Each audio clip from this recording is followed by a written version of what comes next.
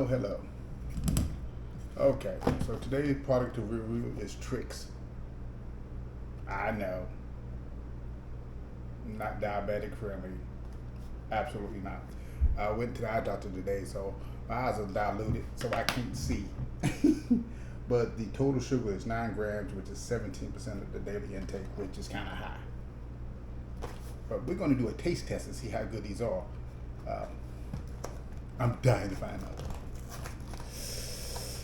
Oh. So let's see what this is going to taste like. Let's see if this is going to be good. I think they make these boxes strictly for adults.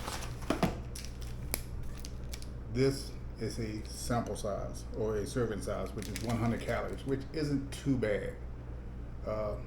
Sugar is a little higher than what I would like, but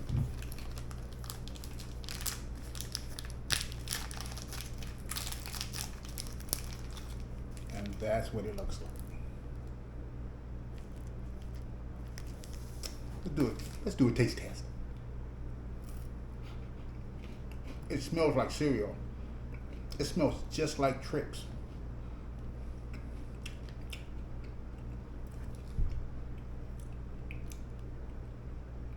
If you took Trix and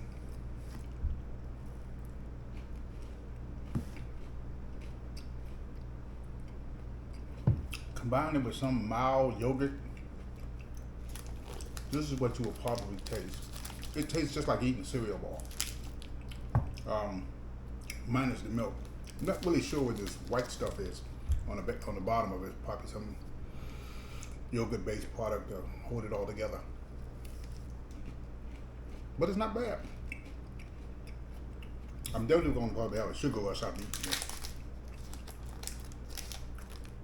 But for 100 calories, if you really, really will have a sweet tooth and you really think you need to eat some,